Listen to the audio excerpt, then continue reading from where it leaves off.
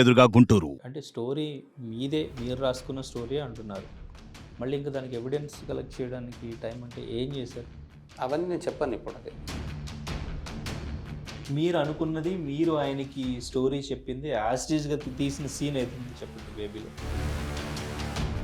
మీరిప్పుడు ఏం కోరుకుని ముందుకొచ్చారు, కేసు ఫైల్ చేశారు, ఏం కోరుకుంటున్నారు మీరు? లీగల్ ఆస్పెక్ట్ అయితే హాయ్, హలో, నమస్తే, వెల్కమ్ టు ఆర్టీవీ. నేను మీ అనేంద్ర. సో ఈరోజు మనం ఒక ఇంటర్వ్యూ చేయబోతున్నాం. సో ఆ ఇంటర్వ్యూ గురించి చెప్పాలంటే, ఆ ఇంటర్వ్యూ చేయబోయే వ్యక్తి గురించి చెప్పాలంటే, లాస్ట్ ఇయర్ 2023 జూలైలో రిలీజ్ అయిన బేబీ మూవీ యూత్ అందరికీ కూడా ఎంత కనెక్ట్ అయిందో, కల్ట్ క్లాసిక్ మూవీ అని చెప్పేసి అందరూ కూడా క్యారెక్టర్స్ని ఓన్ చేసుకున్నారు, ఆ క్యారెక్టర్స్ని కామెంట్ చేశారు. అప్పుడు కాంట్రవర్సీ కూడా అయింది. బట్ ఇప్పుడు ఇంతకాలం తర్వాత ఆ స్టోరీ నాది, నా స్టోరీని కాపీ చేశారు అంటూ ఒక వ్యక్తి మీడియా ముందుకు వచ్చారు. తనే షిరిన్ శ్రీరామ్. రాయదుర్గం పోలీస్ స్టేషన్లో ఎస్కేఎన్ అండ్ ఇంకా director Sai Rajesh, producers and ఇంకా డైరెక్టర్ మీద కంప్లైంట్ చేయడం జరిగింది. అసలు ఆ డీటెయిల్స్ ఏంటి, ఆ స్టోరీ నిజంగా ఆయనదేనా, ఆయనతో వర్క్ చేశారా, ఆ స్టోరీ తనకి చెప్పారా లేదో ఈరోజు అడిగి తెలుసుకుందాం. మనతో పాటు ఉన్నారు షిరిన్ శ్రీరామ్ గారు. Hi bro. సో నిజంగా అంటే బేబీ మూవీ ఎంత సక్సెస్ అయిందో, ఎంత మంచి కలెక్షన్స్ వచ్చినాయో, దాదాపు 90 కోట్ల పైన కలెక్షన్స్ వచ్చినాయి.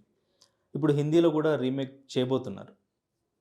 ఇంతకాలం తర్వాత మీరు స్టోరీ నాది అని ఇప్పుడు ముందుకు వచ్చారు.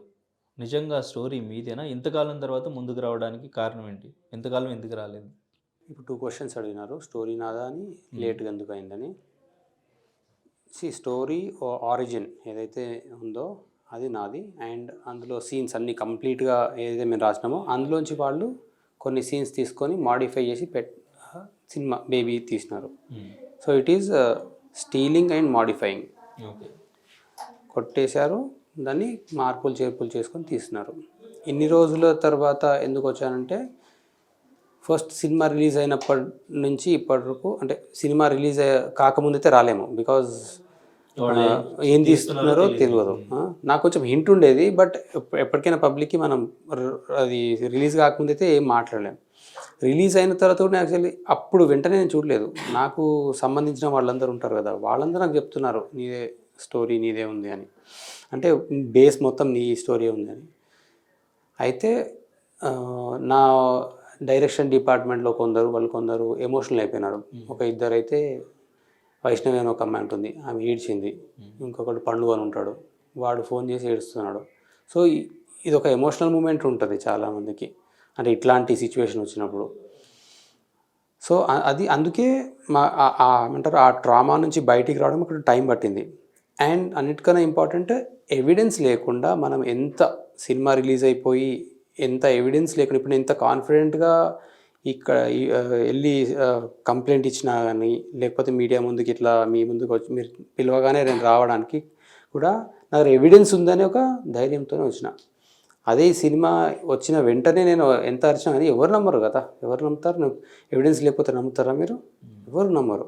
సో ఇప్పుడు నాకు అది ఎవిడెన్స్ కలెక్ట్ చేయడానికి నాకు టైం పట్టింది. అంటే స్టోరీ మీదే, మీరు రాసుకున్న స్టోరీ అంటున్నారు. మళ్ళీ ఇంకా దానికి ఎవిడెన్స్ కలెక్ట్ చేయడానికి టైం అంటే ఏం చేశారు?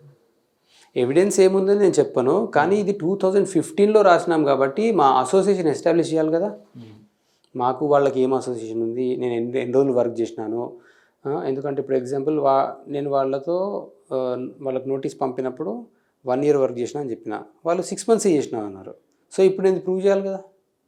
అట్లాంటి వాళ్ళు 2020లో స్టోరీ రిజిస్టర్ చేసిన అంటున్నారు. నేను అంతకుముందే రాసిన, నేను ఇది ఎవిడెన్స్ వెతకాలి కదా ఇక్కడ. అంటే 2015 నా టీం 6 people ఉన్నారు, వాళ్ళందరి గురించి నేను బయటికి తీసి ఇవన్నీ, అంటే వాళ్ళ పర్మిషన్స్ తీసుకొని ఇవన్నీ చేయడానికి టైం పడుతుంది. అందుకే ఏమంటా, ఎవిడెన్స్ ఎప్పుడైతే బయటికి వస్తుందో అప్పుడు మీకు అర్థమవుతుంది ఎందుకు లేట్ అయిందో. ఓకే, ఆ ఎవిడెన్స్ చూస్తే మీకు అర్థమవుతుంది, ఓ ఎందుకు ఇది చేయాలంటే సాలిడ్ ఇది ఉండాలి అని. ఓకే, కానీ మీ స్టోరీని తీసుకుని మార్పులు చేర్పులు చేశారని చెప్పారు. ఇప్పుడు ఆ స్టోరీ బేసిక్గా అంటే ఎవ్వరూ ఆలోచించలేని ఒక కొత్త పాయింట్ అంటారా? యాక్చువల్ నేను ఇది మరీ ఎట్లా అంటే, ఏమంటారు, ఏదో స్పైడర్ మ్యాన్, అవతార్, లేకపోతే ఏంటి కాశ్మీర్ ఫైల్స్, ఇంత పెద్ద కాన్సెప్ట్ అయితే కాదు. కానీ ఈ బస్తీ అమ్మాయి ఇద్దరు లవ్ చేయడం అనేది నేను అంతకుముందు ఎప్పుడు గమనించలేదు. మన బస్తీ అమ్మాయి లవ్ స్టోరీ అనేది మనం చూసుంటాం. ఇప్పుడు 'ప్రేమిస్తే' అని ఒక సినిమా ఉంది. ఇట్లా చాలా ఉంటాయి. కానీ బస్తీ అమ్మాయి ఇద్దరిని లవ్ చేసి చీట్ చేయడము, లేకపోతే ఆ ట్రాప్‌లో పడడం, లవ్ ట్రాప్‌లో పడడం, ట్రయాంగిల్ అనేది నాకు ఎక్కువ కనిపించలేదు. ఏమన్నా ఉంటే మరి నాకు తెలీదు. నాకైతే అది కొత్తగా అనిపించింది. ఓకే. సో, అది 2015లో నేను తమిళనాడులో జరిగిన ఒక ఇన్సిడెంట్ తీసుకొని దాని మీద స్టోరీ రాయడం స్టార్ట్ చేసి 60 సీన్స్ ఆయనకు చెప్పిన. ఓకే. రైట్. చెప్పిన తర్వాత ఆయన ప్రొడ్యూస్ చేస్తా అన్నారు. అక్కడి నుంచి స్టార్ట్ అయింది. ఓకే. తమిళనాడులో ఇన్సిడెంట్ అన్నారు కదా! సో, ఇంతకుముందు నేను సాయి రాజేష్ గారిని ఇంటర్వ్యూ చేసినప్పుడు కూడా ఆయన ఒక ఇన్సిడెంట్ చెప్పారు. సో, ఏంటి మీరు చూసిన ఇన్సిడెంట్ ఏంటి? నేను చూసింది ఒక మర్డర్. అది ఒక వాట్సాప్ అండ్ ఫేస్బుక్లో వైరల్ అయిన ఒక ఇన్సిడెంట్. అది నిజంగా జరిగిందా లేదా కూడా అసలు యాక్చువల్లీ ఎవరు తెలియదు. అది ఎందుకంటే అందులో ఉన్న అమ్మాయి ఏదైతే బ్రూటల్గా మర్డర్ అయిన పిక్చర్స్ ఉంటాయి కదా, అది ఇది ఒకటి కాదంటారు కొందరు. నేను అక్కడ కూడా తెలుసుకోవడానికి ట్రై చేసిన. తమిళనాడులో కూడా ఒక డిస్ట్రిక్ట్లో నేను కూడా ట్రై చేసిన. స్టోరీ అంటే ఏం తెలుసుకున్నారు? స్టోరీ ఏంటి అది? ఆ పోస్ట్ ప్రకారం, ఆ స్టోరీ మనకు తెలియదు. ఆ పోస్ట్ ప్రకారం వెళ్తే ఏంటంటే ఈ అమ్మాయి ఎవరు, ఇది బస్తీ అనే వర్డ్ నేనే వాడిన. బస్తీ అనే వర్డ్ అందులో లేదు. అందులో ఏముందంటే అందులో ఒక అమ్మాయి ఇద్దరు అబ్బాయిల్ని చీట్ చేసింది కాబట్టి వాళ్ళిద్దరు ఈమెను చంపారు అని అందులో ఉంది. నా ఫిలింలో కూడా ఆల్మోస్ట్ అట్లే ఉంటుంది. ఇప్పుడు ఈవెన్ బేబీ మూవీలో కూడా అది ఉండదు. ఈ స్టోరీలో ఉండదు. ఆయన కూడా అదే ఇన్స్పైర్ అయిన అన్నారు కదా బేబీ మూవీలో. నాది యాక్చువల్లీ దానికి చాలా దగ్గర ఉంటుంది. Because that brutal incident is there in my film.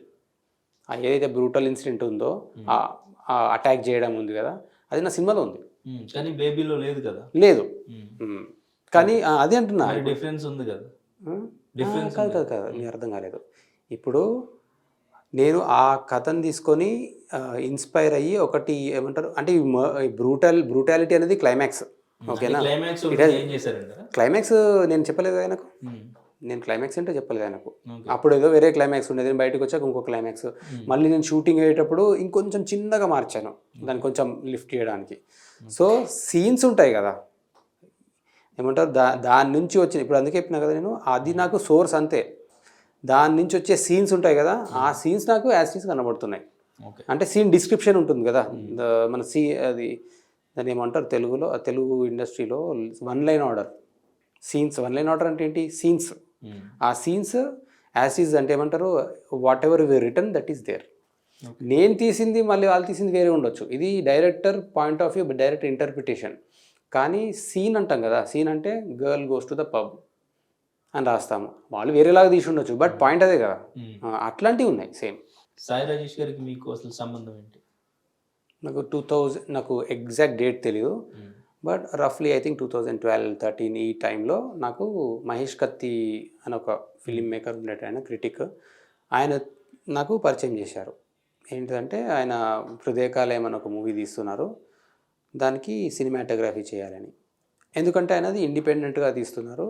So independent film మేకర్స్కి అది అర్థమవుతుంది ఆ కాన్సెప్ట్. అండ్ వాళ్ళే కొంచెం దాన్ని ఏమంటారు, ఆ లో బడ్జెట్లో కానీ మంచి క్వాలిటీలో తీయగలుగుతారని నేను నమ్మిండ్రు. అప్పుడు నన్ను అప్రోచ్ అయ్యాను. ఎందుకంటే షార్ట్ ఫిల్మ్స్లో నా ఫిల్మ్స్కి నేనే సినిమాటోగ్రఫీ చేసుకునేవాడు అనమాట. నన్ను అప్రోచ్ అయితే నేను ఆ సినిమాటోగ్రఫీ చేయను అన్నాను. ఎందుకంటే నాకు సినిమాటోగ్రఫీ అంత గ్రిప్ లేదు. అంటే ఫస్ట్ పరిచయంలో నాకు అంత గ్రిప్ లేదు కాబట్టి నేను చేయను. బికాజ్ మీరు సినిమా చేస్తున్నారు కాబట్టి making with me is a risk, మీకే రిస్క్ ఉంటుంది అని నేను చెయ్యను అని చెప్పాను. సరే ఓకే అన్నారు. దాన్ని అంటే అక్కడ ఏం డిస్ప్యూట్ ఏం కాలేదు, ఓకే అన్నారు. అంటే పరిచయంలో ఉంది అని చెప్తున్నాను అంతే. ఆ కాన్వర్జేషన్ అయింది. తర్వాత అంటారు యాజ్ టైం వెంట్ బై నేను ఆయన ఒక ట్రైలర్ చేసినాను, ఒక 2 ట్రైలర్స్. ఒక ట్రైలర్ ఏమో డైరెక్షన్, ఎడిటింగ్ అండ్ సినిమాటోగ్రఫీ చేసిన. మొత్తం ట్రైలర్ ప్యాక్ చేసి ఇచ్చాను అనమాట. ఫస్ట్ది హృదయకాలయం ట్రైలర్ది, అది నా యూట్యూబ్ ఛానల్లో ఉంటుంది, మీరు చూడొచ్చు. ఇప్పుడు కూడా నా యూట్యూబ్ ఛానల్లో ఉంటుంది ఆయన ట్రైలర్, ఆయన మూవీ ట్రైలర్. అది సినిమా చేయకముందు. సినిమా చేసిన తర్వాత ఒక ట్రైలర్ ఎడిట్ చేసిన ఆయన మూవీ విజువల్స్లో, హృదయకాలయం. అది మా అసోసియేషన్. సో ఈ అసోసియేషన్ తర్వాత నేను స్క్రిప్ట్ నరేట్ చేయడం జరిగింది, అంటే స్టోరీ నరేట్ చేయడం జరిగింది. ఓకే. So right. అంటే సాయి రాజేష్ గారికి చెప్పారా, లేదంటే ఎస్కే అన్నకు కూడా చెప్పారా? సాయి రాజేష్ గారికి ఫస్ట్ చెప్పాను. రాక్ క్యాజిల్ అని ఒక ప్లేస్ ఉంటుంది బంజారాహిల్స్లో, అక్కడ చెప్పిన. అది అయిపోయిన తర్వాత ఆయనకు నచ్చి ఆఫీస్ ఓపెన్ చేసినారు. ఆయన ఆఫీస్ ఓపెన్ చేసిన తర్వాత అంటే వాళ్ళ ఫిల్మ్ కూడా ఉంది కొబ్బరిమట్ట అనేది. సో వాళ్ళ పైన ఫ్లోర్లో కొబ్బరిమట్టకి సంబంధించిన వర్క్ జరిగి ఉండేది, కింద ఫ్లోర్లో ఒక రూమ్ ఉంటుంది. ఆ రూమ్లో నా టీం, అక్కడ ఈ ఈ మూవీ వర్క్ జరుగుతుండేది. అప్పుడు మేము టెంపరీగా దీన్ని టీన్ మూవీ అనేటోళ్ళం, టీనేజ్కి సంబంధించి టీన్ మూవీ. మేము ఓన్లీ అంటే పబ్లిక్ ఎవరైనా ఫ్రెండ్స్కి చెప్పాలంటే టీన్ మూవీ. మేము టీంలో కన్నా ప్లీజ్ అని పెట్టుకున్నాం. కన్నా అని ఉంటుంది, కన్నా బుజ్జి అంటాం కదా, ఆ కన్నా ప్లీజ్ అని పెట్టుకున్నాం పేరు. ఓకే ఆ స్టోరీకి సంబంధించింది అప్పుడు వర్క్ స్టార్ట్ అయింది అక్కడ. ఓకే వర్క్ స్టార్ట్ అయిందా? అయిపోయింది, మొత్తం 90 పేజ్ స్క్రిప్ట్ అయిపోయింది వాళ్ళ ఆఫీస్లోనే. ఓకే. సో మరి తర్వాత షూటింగ్ స్టార్ట్ చేయలేదా? ఏం జరిగింది? చేయలేదు, ఇంకా చేయలేదు అంటే కదా. ఏం జరిగింది తర్వాత? తర్వాత ఆయన అబ్స్కాండ్ అయిపోయినారు. ఎవరు? ఆయన బేబీ డైరెక్టర్ సార్ అబ్స్కాండ్ కనబడకుండా వెళ్ళిపోయినారు. కాల్ చేయడానికి ట్రై చేసి స్క్రిప్ట్ మొత్తం తీసుకోను కదా నేను స్క్రిప్ట్ ఇవ్వలే, బట్ సీన్స్ రెగ్యులర్గా నరేట్ చేస్తుంటాం కదా, ఆయనకు తెలుసు కదా. ఇప్పుడు ఇఫ్ యూఆర్ ఆయన ప్రొడ్యూస్ చేస్తున్నప్పుడు, ఆయన ఆఫీస్లో ఉన్నప్పుడు రెగ్యులర్గా 1 వీక్ ఒకసారి మనం నరేట్ చేస్తూ ఉంటాం కదా, 1 వీక్ 15 డేస్కి ఒకసారి అప్పుడప్పుడు ఈ సీన్ ఇంత అప్డేట్ అయింది, అంత అయింది అని చెప్తుంటాం కదా. సో ఆ అప్డేట్స్ ఆయనకు తెలుసు. అండ్ మేము సీన్స్ అన్నీ వాల్ మీద రాయడము అట్లాంటివి ఉంటాయి కదా మామూలుగా, అవన్నీ చేసినాము. కానీ బుక్ ఇవ్వలేదు. తర్వాత మీరు కలవడానికి కాల్ చేయడానికి ట్రై చేస్తుంటే కలవడానికి కాల్ చేయడానికి ట్రై చేస్తుంటే ఆల్మోస్ట్ ఒక 1 మంత్ ఇంకెక్కువనే వెయిట్ చేశాను. మెసేజ్ చేసినాను ఫైనల్గా వెళ్ళిపోవాలని. ఎందుకంటే నాకు మెయిన్గా ఏంటంటే నేను ఇండివిజువల్గా ఏదైనా వేరే పని చేసుకోవచ్చు. నాతో టీం ఉంది కదా, 6 మెంబర్ టీం, వాళ్ళని పట్టుకొని ఎక్కడికి వెళ్ళారు, వాళ్ళు రోజు ఖాళీగా ఉంటున్నారు. నేను వెళ్ళిపోతానని చెప్పి మెసేజ్ పెట్టి వెళ్ళిపోయాను. తర్వాత ఆ మూవీకి సంబంధించి అప్డేట్స్ ఏమి మీకు తెలియలేదా? షూటింగ్ చేస్తున్నారు వీళ్ళ మూవీయా? ఇంకా ఇండస్ట్రీలో మనకు ఇప్పుడు ఆయనకు నాకు ఒక 100 to 200 మ్యూచువల్ ఫ్రెండ్స్ ఉన్నారు. ఇంకెక్కువనే ఉన్నారు కావచ్చు, నాకు తెలియదు, 1000 కూడా ఉండొచ్చు, చెప్పలేము. నేను చాలా తక్కువ చెప్తున్నా. ఎవరెవరు చెప్తారు కదా సినిమా స్టార్ట్ అవుతుంది అది అని. స్టోరీ మీరు ఎక్కడ రిజిస్టర్ చేసుకోలేదా? అవన్నీ నేను చెప్పాను ఇప్పుడు. అది evidence, anything that is related to evidence అవి నేను చెప్పాను ఇప్పుడు. అది నేను ఎవిడెన్స్ రివీల్ చేసినప్పుడు అన్నీ చెప్పేస్తాను. ఓకే. అంటే ఇప్పుడు రైటర్స్ అసోసియేషన్లో రిజిస్టర్ చేసుకుంటే వాళ్ళ సపోర్ట్ కూడా ఉంటుంది. సో దాని ద్వారా మనం కేసు ఫైల్ చేసినా దేనికైనా సపోర్ట్ ఉంటుంది. వాళ్ళంతా కలిసి అప్పుడు మీరు రిజిస్టర్ చేసిన స్టోరీని చూసి, తర్వాత వాళ్ళు తీసిన మూవీని, వాళ్ళ స్క్రిప్ట్ని, ఇవన్నీ కూడా కంపేర్ చేసి చూసిన తర్వాతే అది ఫైనల్గా అది కాపీ చేస్తారా లేదా ఏంటనేది డిసైడ్ అవుతుంది. అప్పుడు కేసు వరకైనా కోర్టు వరకైనా ఎక్కడి వరకైనా వెళ్ళడానికి ఛాన్స్ ఉంటుంది. అది నిజమే కదా మరి. కరెక్టే అది. ఇప్పుడు నేనేంటంటే ఇప్పుడు ఫిలిం ఇండస్ట్రీని అప్రోచ్ కాలేదు నేను. సో నేను పోలీస్ని అప్రోచ్ అయినా. సో వాళ్ళకి సాటిస్ఫాక్టరీ ఎవిడెన్స్ అనిపిస్తే, వెదర్ ఇట్ ఈస్ అది రైటర్స్ అసోసియేషన్ కానివ్వండి, ఇంకేదైనా కానీ, వాళ్ళకి సాటిస్ఫాక్టరీ అనిపిస్తే వాళ్ళు యాక్షన్ తీసుకుంటారు. It is up to them. అందుకే రిజిస్టర్ చేసినారు కదా వాళ్ళు, అవన్నీ చూసే రిజిస్టర్ చేసినారు కదా. అంటే మీ స్టోరీ గురించి మీరు ఎవిడెన్స్ ఇచ్చి మనం కేసు ఫైల్ చేయడానికి పర్ఫెక్ట్ ఎవిడెన్స్ కోసం ఎంతకాలం వెయిట్ చేశారు? Yes, evidences, the word evidences multiple. So అవన్నీ కూడా అక్కడ సబ్మిట్ చేశారా? పార్షల్ చేసినా నెక్స్ట్ మళ్ళీ చేస్తాం, ఫుల్ చేస్తాం. స్టేషన్లో సబ్మిట్ చేశారు పార్షల్, నెక్స్ట్ ఫుల్ చేస్తాం. సో అండ్ మీరు ఎప్పుడు కేసు ఫైల్ చేశారు, అక్కడ ఏ కేసు ఫైల్ చేశారు, అండ్ ఇంకా తర్వాత వాళ్ళు ఇన్వెస్టిగేషన్ అంటే ఎన్ని రోజులు పట్టింది, ఏం చేశారు? నేను లీగల్ టర్మ్స్ చెప్పాను, బట్ ఏమంటారు అంటే ఇట్లా నాకు చీటింగ్ జరిగింది అని చెప్పినాను. లీగల్ టర్మినల్ చెప్పాను నేను, సబ్ టు ద లాయర్. అంటే మీకు అర్థమవుతుంది కదా అక్కడ క్రిమినల్ కేసు 420 పెట్టారా లేకపోతే ఏ కేసు? సెక్షన్స్ అన్ని ఉన్నాయి, 420 ఉంది, ఆ సెక్షన్స్ అన్ని ఉన్నాయి. అది నేను only I'm leaving up to the lawyer. Producer and director ఇద్దరి మీద? అవును. టీం మీద ఇంకెవరి మీద లేదు. సో మీరు వెళ్ళి కంప్లైంట్ చేసిన తర్వాత వాళ్ళు ఇన్వెస్టిగేషన్ ఎన్ని రోజులు చేశారు? ఇన్వెస్టిగేషన్ ఫైనల్కి మీకు అప్డేట్ ఏమి ఇచ్చారు? వాళ్ళతో ఏమైనా మాట్లాడారా? ఎవరితో? డైరెక్టర్తో కానీ ప్రొడ్యూసర్తో కానీ? అప్పుడు ఫస్ట్ నోటీస్ పంపినాం కదా మేము, కేసు పెట్టకముందు, అంటే కేసు ఫైల్ చేయకముందు నోటీస్ పంపినాము. నోటీస్ పంపితే నోటీస్కి రిప్లై వచ్చింది. మరి దీనికి ఒక 1 మంత్ అవుతుంది. ఇప్పుడు నేను డిసెంబర్ ఎండ్లో అట్లా పంపినా. ఇప్పుడు అందరు లేట్గా వచ్చినా ఉంటున్నారు కదా, డిసెంబర్ ఎండ్ వరకే నేను పంపించినాము. అప్పటి నుంచి ఎవరు చెప్పలేదు. నేను మరి మా టీంలో కూడా ఎవరికి తెలియదు, నా టీంలో వాళ్ళకు కూడా ఎవరికి ఐడియా లేదు. అప్పుడు నేను పంపిన వాళ్ళకి. ఓకే. అంటే ఇప్పుడు ఏదైతే 6 months ముందు సినిమా వచ్చింది అంటున్నారో, 6 months అంటే 4 months అనుకోండి, అంటే డిసెంబర్లోనే పంపినా నేను. పంపినాక వాళ్ళు మాకు రిప్లై ఇచ్చినారు మేము చేయలేదు అని. సో డినై చార్జెస్, అటువైపు నుంచి రిప్లై వచ్చింది. కాపీ చేయలేదని వచ్చింది. ఆయనే మా కథ చెప్పినా అని చెప్తున్నాడు అందులో. మీరు కథ చెప్పారా? ఆయనే నా కథ చెప్పినాడంట ఓకే. ఆయనే మీకు కథ చెప్పారు. అని ఓకే. అంటున్నాడు. సో అంటే ఇప్పుడు కేస్ ఫైల్ చేసిన తర్వాత ఇన్వెస్టిగేషన్ వాళ్ళ వైపు నుంచి ఏం చేశారు? దానికి సంబంధించి మీకు ఏమైనా అప్డేట్ ఇచ్చారా ఇప్పుడు? ఇంకేం ఇవ్వలేదండి. అది కొంచెం పీరియడ్ ఉంటుందంట దానికి. హ్మ్. లాయర్ నాకు చెప్పినారు ఇంత పీరియడ్లో వాళ్ళు ఇంత యాక్షన్ తీసుకుంటారని. హ్మ్. అది రీసెంట్గానే అయింది కదా. ఓకే. మీరు అనుకున్న స్టోరీని షూటింగ్ అనేది స్టార్ట్ చేశారా? నా సినిమా అయిపోయింది. కంప్లీట్ అయిపోయింది. ఎప్పుడు కంప్లీట్ అయింది? ఇది 20 అంటే ఇది ఎట్లా అంటే కంప్లీట్ అనే పాయింట్ లేదు దీనికి. హ్మ్. షూటింగ్ వరకు అయితే రఫ్గా 2020 వరకు అట్లా లాక్డౌన్ కన్నా ముందు వరకు అయిపోయింది. ఓకే. తర్వాత ఇంకా పోస్ట్ ప్రొడక్షన్ డబ్బింగ్ ఉంటుంది. ఎందుకంటే 5 లాంగ్వేజెస్ ఉన్నాయి కదా. 5 లాంగ్వేజ్లో 35 సాంగ్స్ రికార్డింగ్స్. ఇది కూడా నేను అవుట్సోర్స్ చేయలేదు. అంటే మామూలుగా సాంగ్స్ ఎట్లా డబ్బింగ్ వాళ్ళకి ఇచ్చేసి అక్కడే వాళ్ళు రికార్డ్ చేస్తారు కదా. ఇది నేను అట్లా చేయలేదు. సాంగ్స్ రికార్డింగ్ డబ్బింగ్ సినిమాలో సాంగ్స్ మీద నాకు కొంచెం బ్యాడ్ ఇంప్రెషన్ ఉంది. అందుకే మనమే రికార్డింగ్ చేద్దామని చాలా వరకు సొంతంగా రికార్డ్ చేసుకున్నాం. ఓకే. డబ్బింగ్ అంటే అవుట్సోర్స్ చేయొచ్చు మొత్తం పాటల్ని. కానీ మనం చేస్తే ఏంటంటే లిరిక్స్ కానీ లేకపోతే వాళ్ళు ఎట్లా పాడుతున్నారు, సింగర్స్ ఎవరిని పెట్టాలి అన్నీ మన చాయిస్ ఉంటుంది కదా. సో ఆథెంటిసిటీ కోసం మనమే రికార్డింగ్ చేసుకున్నాం సాంగ్స్. అందుకే టైం చాలా పట్టింది దానికి. సాంగ్ 35 సాంగ్స్ రికార్డింగ్ ఉంది. సో అందుకే అది మెల్లిమెల్లిగా అయింది. ఇండస్ట్రీలో ఎప్పటి నుంచి ఉన్నారు మీరు? అంటే ఇండస్ట్రీలో ఉండడం ఎన్ని ఇయర్స్ నుంచి? ఇండస్ట్రీలో ఉండడం అని అంటే ఇప్పుడు సినిమా తీస్తే ఉండడం నుంచి అంటే ఇంకా ఎంటర్ కాలేదు. ఫిలిమ్స్ ఇంట్రెస్ట్ నుంచి అంటే చాలా 10-15 ఇయర్స్. ఓకే. రైట్. మూవీస్ చేశారేమైనా? ఇది first feature film. Short films చేశాను చాలా యూట్యూబ్లో. మీకు తెలుసు అనుకుంటా కదా, ఒక ఫ్రెండ్ ఒక తను శశికళ అట్లా షార్ట్ ఫిలిం మేకర్స్తో ప్రొడ్యూస్ చేసేవాడిని. నేను కూడా షార్ట్ ఫిల్మ్స్ చేసేవాడిని. ఓకే. అంటే మీ మెయిన్ గోల్ డైరెక్షన్. మరి ఎవరి దగ్గర మీరు అసిస్టెంట్ డైరెక్షన్ చేయడం, ఇండస్ట్రీ నుంచి ఎవరిదైనా సపోర్ట్ తీసుకోవడం? చాలా పార్షియల్గా చేసిన. పార్షియల్గా అంటే ఏమంటారు, జస్ట్ రన్నింగ్ అరౌండ్ వర్క్స్, ఏడీ లాగా చేయలేదు. ఫిలిం స్కూల్లో చేసిన, రాయ్ యూనివర్సిటీ అని ఉంది, అందులో చేశాను. ఓకే. తర్వాత మా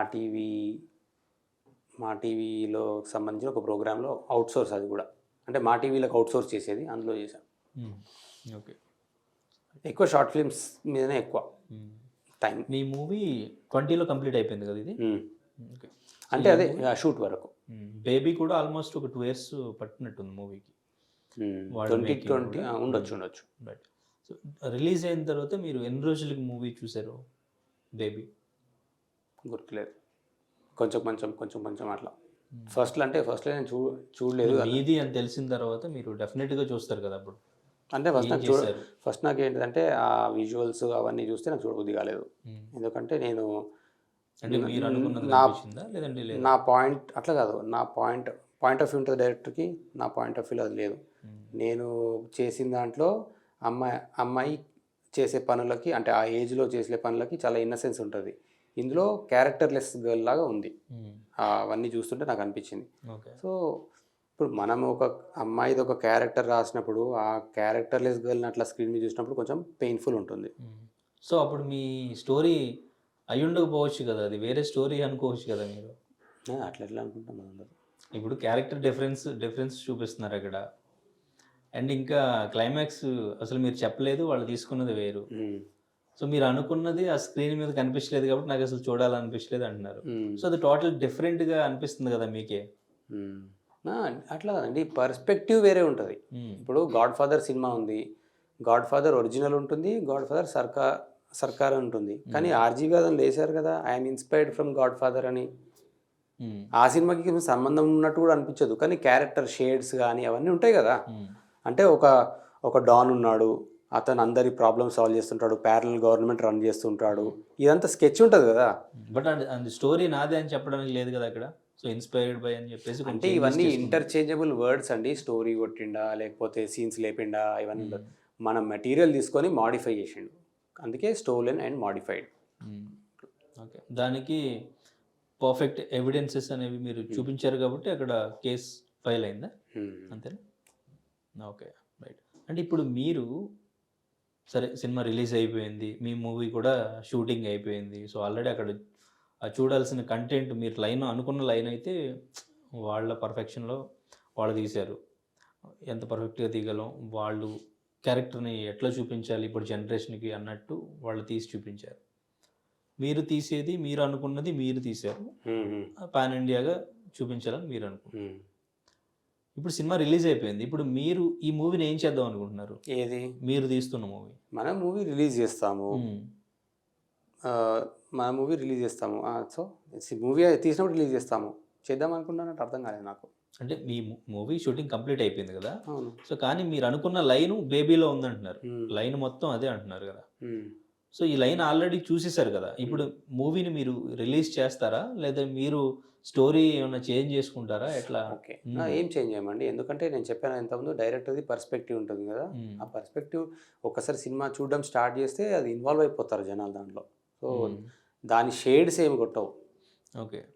అంటే మీ పర్సెప్షన్ ఏదైతే ఉందో అది మీ స్టోరీ లైన్‌లో ఉంది. మీరు స్ట్రాంగ్ తీసిన దాంట్లో స్ట్రాంగ్గా ఉంది. ఉంది. సో, మీ స్టోరీ మీ దగ్గర ఉంది. అది మీరు చూపించగలరు. అర్థం కాలేదు. మీ స్టోరీ మీ దగ్గర ఉంది. మ్మ్. మీరు దాన్ని చూపించగలరు. ఆల్రెడీ ఇప్పుడు బేబీ వచ్చినా గానీ మ్మ్. అది వాళ్ళ పర్సెప్షన్. అంతే మీది కాదు. అంతే. సో, మీ పర్సెప్షన్ మీ దగ్గర ఉంది. అవును. సో, ఇంకా మీకు ప్రాబ్లమ్ ఏంటి? అదేంటి నాకు అర్థం కాదు. ఇప్పుడు మనకు ఇప్పుడు వాళ్ళ పర్సెప్షన్ ఇప్పుడు మీరు అనుకున్న లైన్ ఒకటే. ఇప్పుడు వాళ్ళ perception లో వాళ్ళు అర్థమైంది, నాకు చూపించేశారు. అర్థమైంది. ఇప్పుడు ఇది భగత్ సింగ్ మహాత్మా గాంధీ కథ కాదు. నీ యాంగిల్లో నువ్వు తీసుకో, నా యాంగిల్లో నువ్వు తీసుకుంటా, అట్లా కాదు ఇది. మ్మ్. ఇది ఫస్ట్ నేను ఆరిజిన్ చేసిన తర్వాత దాని నుంచి తీసుకునే కథ. మ్మ్. నా సినిమా అయిపోయి రిలీజ్ అయిపోయాక అరే ఈ సినిమా బాగుంది, మన యాంగిల్లో మనం తీద్దాం, ఇది ఇన్సిడెంట్స్ అంటే బాగుంటుంది. మ్మ్. ఇప్పుడు ఏమనుకుంటారు అందరూ, అది ఒరిజినల్, నేను డూప్లికేట్ అనుకుంటారు సీన్స్ ఏమైనా మ్యాచ్ అయితే. అంతే కదా, దాని నుంచి ఇన్స్పైర్ అనుకుంటారు. అది నాకు వద్దు, నేను ఒరిజినల్ నేను. మ్మ్. అర్థమైంది పాయింట్. బట్ పబ్లిక్లో ఇప్పుడు ఒరిజినల్ అనుకున్నా, ఒకవేళ వాళ్ళే కాపీ చేశారు అనుకున్నా, ఒకసారి ఆడియన్స్ కంటెంట్ ని చూసిన తర్వాత మళ్ళీ అదే చూస్తారా? చూసినా ఆ ఫీలింగ్ రాదు కదా. రాదు. సో, ఒకవేళ ఇప్పుడు మీరు ప్రూవ్ చేసుకున్న ఎవిడెన్సెస్ స్టోరీ నాదే అని చెప్పేసి ఆల్రెడీ ఆ లైన్ చూశారు కాబట్టి మీ లైన్ చూసినప్పుడు ఆ ఫ్రెష్ ఫీలింగ్ అనేది రాదు కదా. వస్తుంది. అదే డైరెక్టర్ పర్స్పెక్టివ్ ఉంటుంది, ప్లస్ క్లైమాక్స్ అన్నా కదా, ఆ క్లైమాక్స్ దానివల్ల మొత్తం మారిపోతుంది ఓకే. విజన్ అది. రైట్.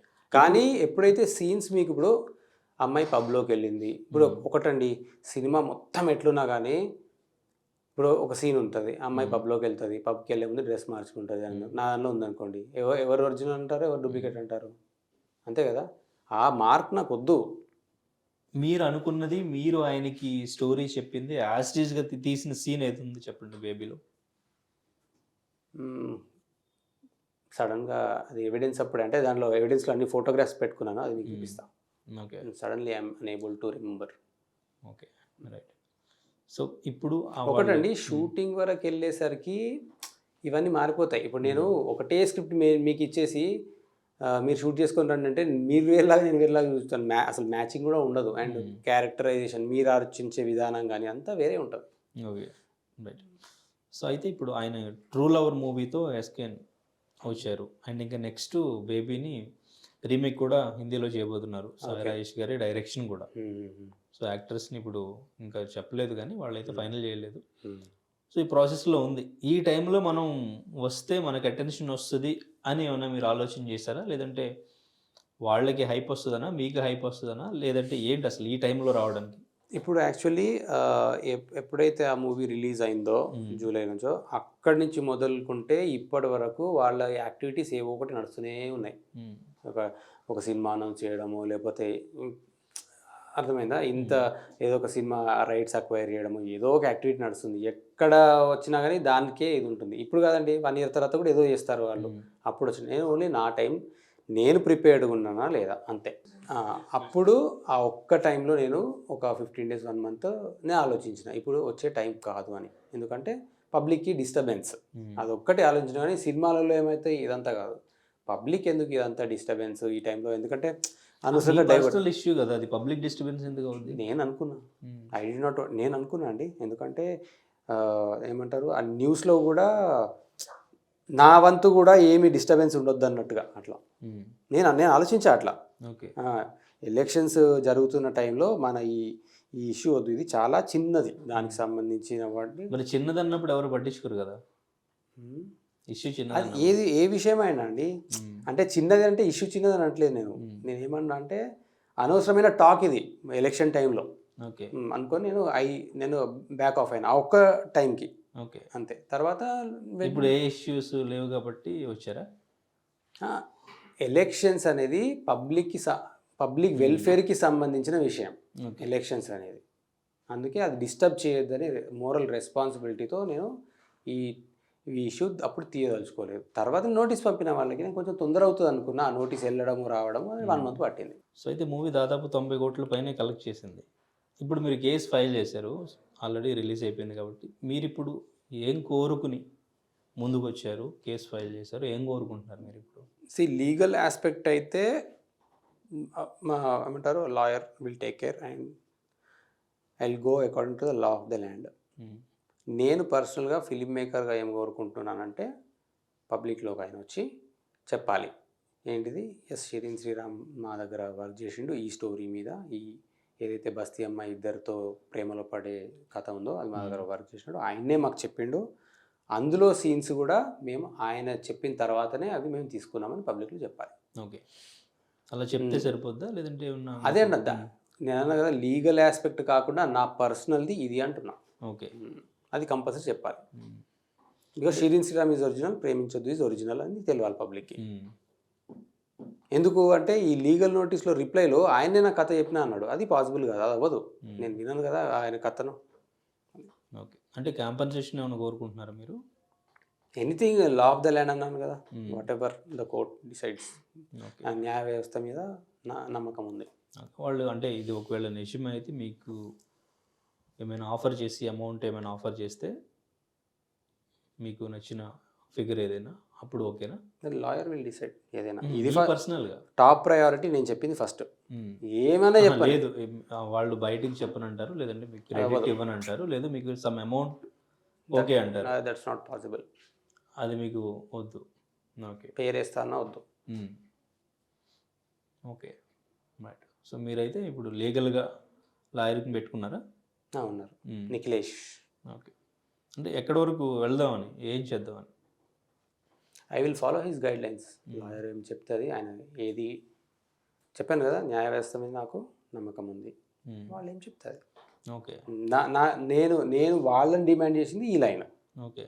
వాళ్ళు పబ్లిక్లోకి వచ్చి చెప్పాలి, ఇది నేను వాళ్ళకి. తర్వాత what ever they say is right. Okay. Compensation కూడా మీరు ఒక ఫిగర్ అని అట్లా అని మీరేమీ అనుకోవట్లేదు? నేనేమన్నాను, అది ఏ విషయమైనా కానీ ఇది ఫస్ట్ చెప్పకుండా మిగతా ఏం చేసినా వద్దు అంటున్నా. ఓకే. మిగతా ఈ రకంగా న్యాయం చేస్తాం, పేరేస్తాము, ఏదైనా కానీ ఫస్ట్ బయటికి వచ్చి ఈ లైన్ చెప్పకుండా ఇవన్నీ కిందికి రాదు పాయింట్. ఓకే. మరి అది అవుద్దని అనుకుంటున్నారు మీరు? అది వాళ్ళ అది జరుగుతుంటుంది. మీ మూవీ ఉంది కదా, మీ మూవీకి సంబంధించి నెక్స్ట్ ఇప్పుడు రిలీజ్ చేయడానికి ప్లాన్ చేస్తున్నారా? అనుకుంటున్నాం ఇప్పుడు, ఎందుకంటే ఇది కొంచెం మాకు కంప్లైంట్ చేసినాం, కొంచెం డిస్టర్బెన్స్ ఉంది. అయిపోయినాక ప్లాన్ చేస్తాం. ఓకే. అంటే కంటెంట్ ఏమన్నా చేంజ్ చేసుకుని మళ్ళీ ఏం చేయాలి, సీన్స్ ఏమన్నా మళ్ళీ మనం యాజ్ ఇట్ ఈజ్ ఉంటుంది. ఒక్క ఫ్రేమ్ కూడా కదలదు, యాజ్ ఇట్ ఈజ్ ఉంటుంది. ఫస్ట్ ఫీచర్ ఫిల్మ్ పాన్ ఇండియాగా తీస్తున్నారు, ఇదే మూవీ, ఇదే స్టోరీ లైన్. తెలుగు ఇండిపెండెంట్ సినిమాలో ఏవి లేవంట, ఒక్కతనే ఎవరు ఉన్నారంట. సో ఇండిపెండెంట్లో పాన్ ఇండియా చాలా తక్కువలో ఒకటి అనుకోండి. ఇంకా సో ఇప్పటి వరకు టీంని కలిసి మాట్లాడదామని ఎప్పుడు మీరు పర్సనల్గా అనుకోలేదా? కలిసి అసలు డైరెక్ట్గా మాట్లాడి చూద్దాం ఏమంటారు అని? లేదు, వాళ్ళు నాతో మాట్లాడలేదు, నేను మాట్లాడతా. They have to talk. And ఇంకోటి ఏంటంటే నోటీస్ పంపినాం కదా, నోటీస్ పంపినప్పుడు కూడా వాళ్ళకి ఆపర్చునిటీ ఉంది కదా. ఓకే. మాట్లాడలేదు వాళ్ళ వైపు నుంచి మీతో పర్సనల్గా ఎవరైనా మాట్లాడారా? వాళ్ళ టీం నుంచి ఎవరు? ఓకే. ఇప్పుడు ఎవరో ఫ్రెండ్ సర్కిల్ ఒక దూరం అతను ఏదో మాట్లాడినాడు, బట్ వాళ్ళ త్రూ వచ్చిందో నాకు ఐడియా లేదు. ఏం చెప్పారు? నా ఏంటి ప్రాబ్లం ఏంటి, ఇష్యూ ఏంటి అని అడిగారు అంతే. సో వెనక్కి తగ్గమని లేకపోతే అట్లా ఏం చెప్పలే అంటే ఏం ఎక్స్పెక్ట్ చేస్తున్నావు ఇట్లాంటివన్నీ జనరల్ ఇప్పుడు మీరు ఏం అడుగుతున్నారు అట్లాంటి. ఓకే. చెప్పారా లీగల్గానే వెళ్తారు ముందుకు, క్రెడిట్ కావాలి అని? క్రెడిట్ కావాలని అడగలేదు. అదే స్టోరీ నాదే క్రెడిట్ అని అడగలేదు. క్రెడిట్ వద్దు నాకు. క్రెడిట్ అంటే ఆ సినిమాలో క్రెడిట్ వద్దు నాకు, స్టోరీ మీదే అన్న క్రెడిట్. సో మొత్తానికి ఇన్ని రోజులకి బేబీ సంబంధించి మీరు ముందుకు వచ్చారు, బట్ ఎవిడెన్స్ ఏంటి అనేది మీరు చెప్పట్లేదు కాబట్టి మేము కూడా అంటే ఇది ఎవిడెన్స్ అని మేము కూడా మరి కాన్ఫిడెంట్గా చూపించడానికి లేదు వ్యూవర్స్కి. డెఫినెట్గా ఇప్పుడు మీరు ఇన్ని రోజుల తర్వాత ముందుకు వచ్చి స్టోరీ నాదే అంటున్నారు అంటే అది ఎవరు ఆలోచించలేని కొత్త లైన్ కాదు అని చాలామంది అనుకోవచ్చు. బట్ ఎవిడెన్స్ ఏముంది అంటే చూపించడానికి మీరు ఇప్పుడు చూపించినట్టున్నారు కాబట్టి నెక్స్ట్ టైం అయినా మీరు ఎవిడెన్స్ చూపించి అండ్ ఇంకా ఈ కేసుకి సంబంధించి అప్డేట్స్ ఏమున్నాయో మాకు చెప్తే దాన్ని బట్టి సో వ్యూవర్స్ కూడా అర్థమవుద్ది. సో దాన్ని బట్టి మీరు ఎంతవరకు లీగల్గా ముందుకు వెళ్తున్నారు, ఏం జరుగుతుంది అనేది, మీరు ఎంతవరకు కరెక్ట్గా ఉన్నారు అనేది అర్థమవుద్ది. సో ప్రజెంట్ అయితే మీరు చెప్పిన దాని మీదే వ్యూవర్స్ కూడా సో మొత్తం కాంట్రవర్సీ మీదే అవుతుంది. స్టోరీకి సంబంధించి కాపీ చేశారు, క్రిమినల్ కేసు ఫైల్ చేశారు. రెస్పాన్సిబిలిటీ నా మీద అవుతుంది. Yes, okay. కేసు కూడా ఫైల్ అయింది అంటే సో ఎవిడెన్సెస్ మీరు రెస్పాన్సిబిలిటీ నా మీదనే ఉంటుంది. Okay, right. ఎనీవేస్ మీరైతే ఇప్పుడు ముందుకు వచ్చి పోరాడుతున్నారు. మరి ఇది మేబీ మీకు మంచి జరిగేలా ఉంటే, ఆ స్టోరీ మీదే అయి ఉంటే డెఫినెట్గా మంచి జరుగుద్ది. సో అటువైపు నుంచి ఎటువంటి స్పందన వస్తుంది అండ్ ఇంకా బాలీవుడ్ రీమేక్ కూడా వెళ్ళబోతుంది. మరి ఆ రీమేక్ అవ్వుద్దా అవ్వదా? ఒకవేళ రీమేక్ చేస్తే అక్కడ షూటింగ్ స్టార్ట్ అయితే ఏం చేస్తారు? See, as per our legal team, they'll stop that film. Bollywood remake కావనివరా?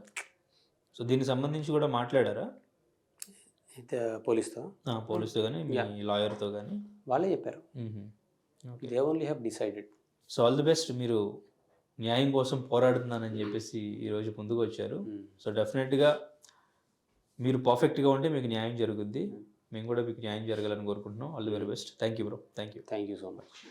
మరిన్ని వీడియోస్ కోసం ఛానల్ ని సబ్స్క్రైబ్ చేయండి. లేటెస్ట్ అప్డేట్స్ కోసం వాట్సాప్ ఛానల్ ని ఫాలో చేయండి. అండ్ లింక్ డిస్క్రిప్షన్ లో ఉంది.